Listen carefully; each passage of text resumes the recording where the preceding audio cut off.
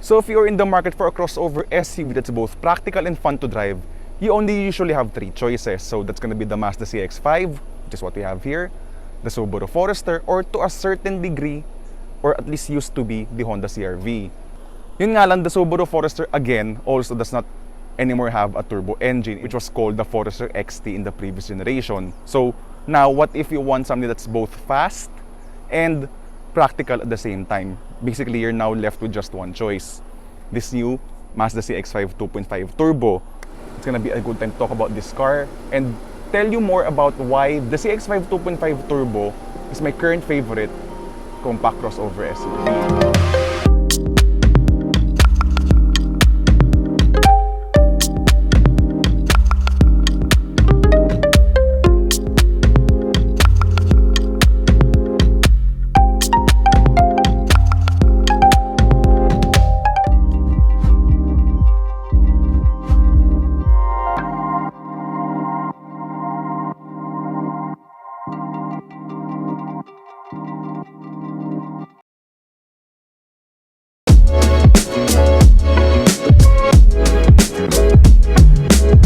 So as you're gonna see, this is the most comprehensive facelift Mazda has done to the CX-5. So now what you have here is, at least for this 2.5 turbo model, you have this new grille, which is your usual Mazda 5-point wing-shaped grille, which is flanked by LED headlights. Of course, also in a new graphic and design, slimmer than before. And then, probably the most prominent change you're gonna see with the new CX-5 is that wala ka nang in black body cladding sa katawan niya, in favor of having all of that painted. Down the sides, it's actually pretty unchanged from the side profile, still the same as before. But yun nga, you have more body painted na stuff na ngayon, wala ka na ngayon black stuff. Which again nga, for me, at least sa personal taste ko, I prefer how it looks ngayon because it's more urban, more car-like than before since wala ka na yung body cladding dito. So it looks cleaner, very sporty for me. And now moving on to the wheels, these are the new alloy wheel designs for the CX-5 2.5 Turbo. They look really great in this gunmetal or in this diamond silver finish. And then now moving towards the back of the CX-5, so we're gonna see again yung kanyang extended na kanyang painted body cladding na ngayon. So if you're gonna see the previous model, this is black dati, but now yun nga, it's painted at least for this variant kasi they're eventually gonna bring in lower variants of the facelifted CX-5 once assembly in Malaysia started. Speaking of which, this is made in Japan because the 2.5 Turbo is not assembled in Malaysia for left-hand drive market. So that's why we're the first in Southeast Asia to have the facelifted CX-5. And then, yun nga, you also have new taillights, you also have a redesigned tailgate because it needs to accommodate the new taillights. And well, that's actually pretty much it. So the facelift is actually quite comprehensive for what Mazda usually does to their cars. And yeah, what do you think? For me, I think it's one of the best right now in the segment in terms of design, in terms of looks, and the car now looks much more elegant, much more beautiful, and much more car-like to look at compared to the pre-facelift model. And it's now a good time to talk about the CX-5's interior.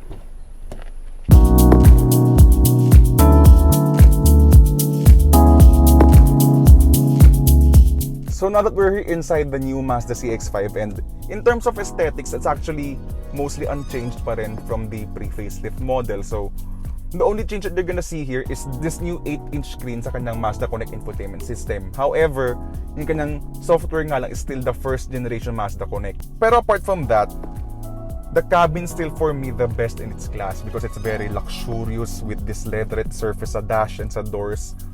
Just basically the most soft touch materials in the segment if we're just gonna do that metric.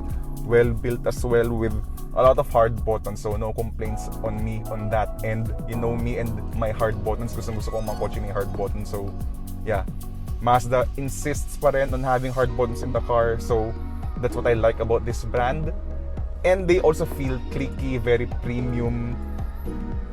And also, in terms of trimmings, you also have wood trims, by the way. This is genuine wood, and this is lovely, soft Napa leather with no graining whatsoever. So, you also have cooled seats, by the way. I love that feature sa Pilipinas. Very useful sa hot climate natin.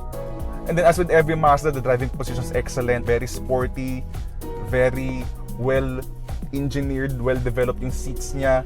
I basically really love driving Mazdas, no? So from the driving position, from how sporty they are, which we're gonna be getting to, by the way, a bit later, of course. And everything's logically laid out. Now, let's talk about the Mazda Connect infotainment system. Very user-friendly. Masarap gamitin siya kasi, you know, as I've always said sa mga reviews ko, I prefer infotainment systems that use a knob rather than just the touchscreen, no? So, and then you also have wireless Apple CarPlay and wireless charging. Android Auto is still wired though. Apart from the wireless connectivity features ng kanyang Mazda Connect infotainment system, I still wish it had the newer infotainment system. So yeah, the interior is luxurious, really well built, and this is a good time, I think, for me to go and talk about the rear seats then. So we're now here in the back of the new Mazda CX-5, and as before, in terms of space, I think it's on the okay side of things. So hindi siya parang, let's say, the Toyota RAV4 or the Honda CR-V in terms of generosity sa kanang rear seat space, no? So I only have just about enough legroom. Headroom's better pa, I think, compared to the legroom. Mas generous ang headroom ko. There's plenty of headroom. Legroom is on the okay side for me. Foot space is pretty good naman. So on the upside, though, in terms of legroom, it's not the best in class. I can stretch naman all the way there. And you also have a rear center armrest, dapat lang in this segment. And then you also have 2 USB ports here sa center console niya. You also have a rear aircon vent. Of course, dapat lang because everyone in this segment already has a rear aircon vent. And itong seats to, by the way, are quite wide, so they're genuinely able to fit 3 adults, though not in terms of, like, doesn't have the best elbow room compared to, let's say, the Toyota RAV4. But otherwise, it's an okay space, not exactly the most spacious in the class, pero again, it's okay.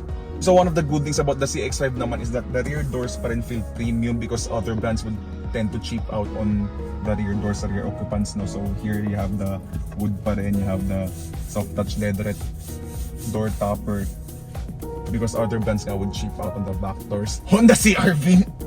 So now I think it's a good time to talk about the trunk space of the Mazda CX-5. So pagdating naman sa kanyang cargo space, the Mazda CX-5 offers 522 liters, which is actually pretty good for the class. In fact, it's actually as good as the Honda CR-V, though granted this is for the 5-seater gas version. And then moving on to its engine, you only have one engine choice for this facelifted CX-5, and that's a 2.5-liter turbocharged Skyactiv G gasoline engine. For now, however, the facelifted CX-5 only comes with a 2.5-liter turbo engine, while the non-turbo models are still the pre-facelift. And with all of these things out of the way, how does the new turbocharged Mazda CX-5 feel like on the open road?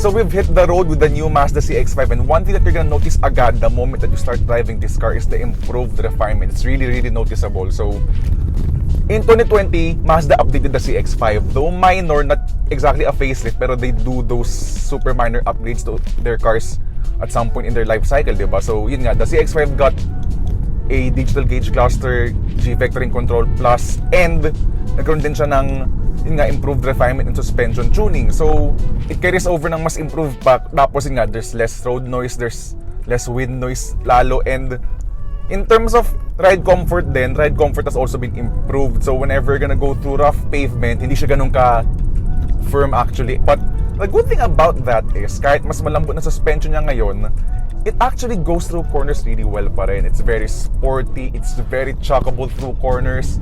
The steering's very responsive and very sharp. And as we go through these twists, ang saya. It's a very cohesive car, you know, the Mazda CX-5. So the throttle inputs, the brakes, they all feel excellent. And yun nga lang, I must mention the steering, though it's still precise, or typical Mazda steering na ang precise pa rin niya. Yun nga lang, in terms of how it feels, yung kanyang feedback, there's less feedback actually compared to the pre-facelift CX-5. So that's sort of in line with Mazda's pursuit of being like this sort of premium brand. So, like the Mazda 3 na sinabi ko noon, nag-iba na rin yung calibration ng steering nga niya. So, mas onti na yung feel niya, and at the same time, I think there's also less immediacy compared to the pre-facelift CX-5. But sabi na nga ng Mazda, like the philosophy in the Mazda 3, the purpose of that is for you to have less steering correction. So you just point and shoot the car basically. So yun nga lang, there's a bit less driver connection I think compared to the pre-facelift CX-5. But in terms of the other aspects, like yun nga, refinement, ride comfort, it's significantly improved. And also, as I mentioned, this uses the 2.5-liter turbo gasoline engine. So that's the same engine you would find in the CX-9 and the Mazda 6 sa Pilipinas. And it's a very enjoyable engine for me. I've been driving this car for a week now, and you know what? The engine's performing really well. As typical of this engine ng Mazda, it doesn't deliver the torque in a very turbo-like engine. Kasi diba sa turbo engines usually, para may low-end C pa siya. Here, it's delivered, like in the CX-9, linear yung power delivery niya. And sa totoo nga lang, if you're gonna drive this CX-9, or CX-5 rather, yung kanyang turbo engine feels pretty much like a big V6 yung pakiramdam niya, because it's linear, like wala kang bigla ang sipa, it's delivered in a linear fashion. And that's actually by design, no? Kasi Mazda wants the car, of course, to they want the car to feel natural, they want the car to feel as a driver intense. And so with a controlled boost sa kanyang turbo, rather than like pag-apak mo sa gas biglang sisipa yung turbo niya, rather than having that effect, at least what you do with the throttle is what you intend to do with the car. So very good on Mazda's part for having that turbo tuning. Though I'm pretty sure there's gonna be some people who would prefer the typical kick of a turbo gasoline engine, like yung mga sa European brands basically, or like let's say sa turbo engine ng Honda. Yun nga lang, this engine, however good it is in terms of performance, in terms of fuel economy though, matakaw siya sa gas. Okay, all things considered, at 8 kilometers per liter over a week's worth of use, okay naman siya. All things considered, because cars like the Subaru Outback na naka 2.5 non-turbo does the same more or less fuel economy, but with much less horsepower, of course. So out here sa highway, the Mazda CX-5 feels even more refined, comfortable. Mas lalo niyang mapapansin yung kanyang improved comfort levels, no? So it really ties into the brand's pursuit of being a more premium automotive manufacturer. So road noise is really well kept to a minimum, even at triple digit speeds. Ang ganda nung katahimikan niya here.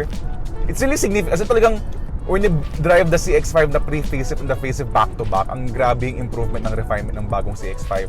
Suddenly makes the Honda CR-V feel noisy, which it really is in terms of road noise. Talagang ang noisy ng Honda CR-V.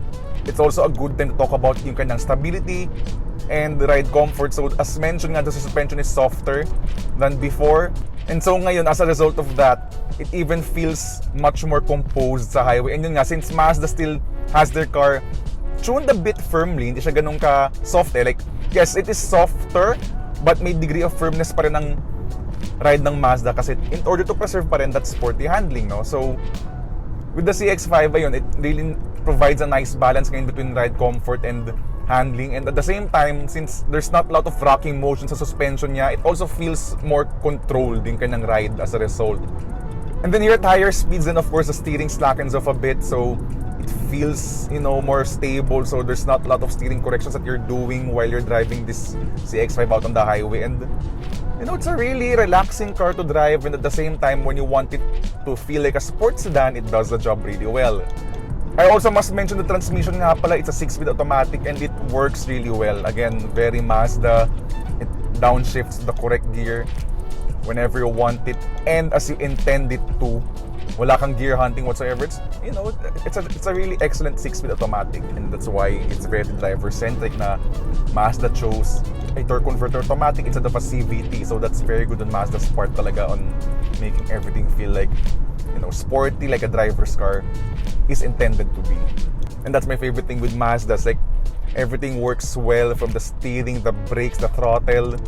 And oh yeah, speaking of the throttle, yun nga, since it's delivering power in a linear fashion, overtaking here feels, predictable. Like, it's basically what really the driver intends to do when you step on the throttle. Wala ka nang parang biglang flare up yung turbo boost gauge mo, or the turbo boost rather. So it feels very easy to modulate and control the throttle of the Mazda CX-5 here in the open highway, and basically any situation, sa totoo lang.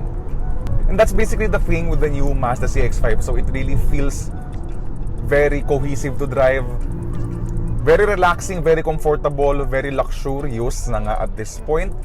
And now that it has the 2.5 turbo engine from the CX-9 and Mazda 6 for the Philippine market, it's very quick, it's blisteringly quick as well. It's like a spiritual successor to the Subaru Forester, but not quite, because where the Forester lacks in polish and premium feel, because the throttle of the Forester XT feels like an on-off switch na parang it's hard to modulate, like parang the turbos will flare up, will spool up immediately. So yun nga, it's hard to modulate the throttle kasi medyo on-off yung tuning ng ano niya eh.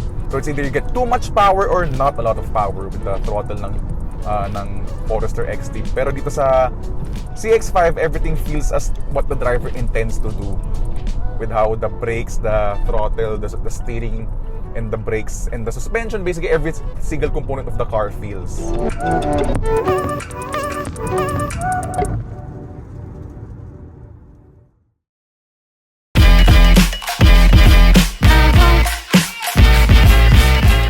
The Mazda CX-5 starts at a little over 2.3 million pesos. But as mentioned, yung pre-facelift model still being sold if you want a cheaper CX-5. So, why would you want a Mazda CX-5 Turbo? Well, if you're looking for a fast, luxurious, and indulgent compact crossover SUV, then this Mazda CX-5 Turbo is for you. Plus, the indulgence continues when it comes to ownership costs. And that's because the CX-5, like every other Mazda, comes with 5 years worth of free maintenance. Yun nga lang, if you want something fuel efficient, then look no further than the Toyota RAV4 Hybrid.